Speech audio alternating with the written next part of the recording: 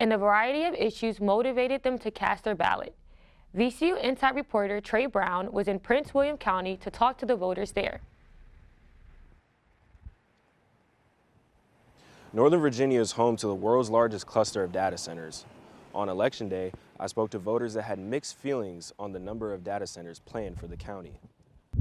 At Gainesville Middle School, close to 400 voters cast their ballot before noon. On their minds, as the demand for cloud and AI grows, so does the debate over where these facilities belong. Many residents are complaining about noise and air pollutions, loss of greenery, and fresh water usage.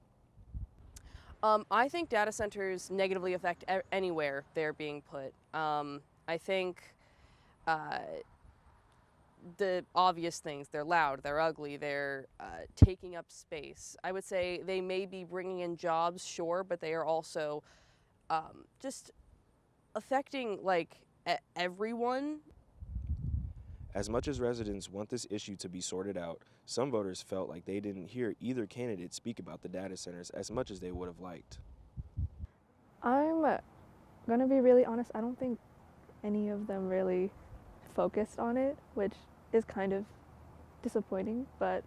With many new data centers still being built and more planned for the future, this is something to pay attention to.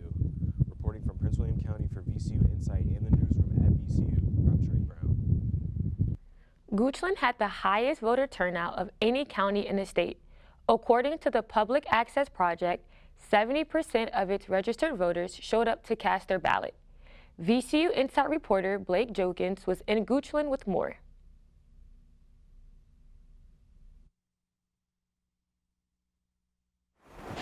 Though it doesn't look like it now, St. Matthew's Lutheran Church Voting Center has been packed with people of all ages. Young families as well as the older population have all come to this church today in order to practice their right to vote. So far, it's about 10 o'clock, and though it's not as busy as it was earlier, there's still constantly people moving in, coming to vote today. Many of the voters told me they feel like the federal government, and specifically Trump, is not speaking for the people. Elizabeth Wise believes that state-level change will make its way up the government chain.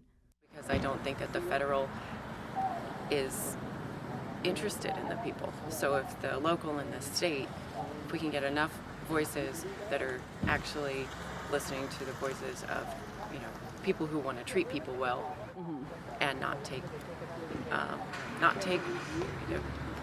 basic human rights away. Bob McKegg, a longtime voter, believes every level of government needs to shift. The Republicans are just following what Trump is doing, and I think it needs to change. They don't vote for the constituents, for the people that are living in their community. Many voters identifying as Republican didn't want to speak on camera, but Republican canvasser Jonathan Lyle had this to say. The government that leaves more money in people's pockets usually is the most efficient. There is a truism: if you give government money, it will spend it. It has been disappointing to me to see how Governor Youngkin has tried to cut tax rates and to let people keep more of their money. It's been Blake Jokins for VCU Insight. Now back to you. We interviewed voters from 4 counties and 2 cities about what drove them to the polls. Our student reporter found out most voiced concerns about the economy and health care. Retiree Lawrence Goodhall, who was voting in Richmond, says actions of the Trump administration drove his vote. He usually votes as an independent, but... I'm so discouraged and disgusted by the Trump agenda that so I had to vote at the top of the ticket Democratic.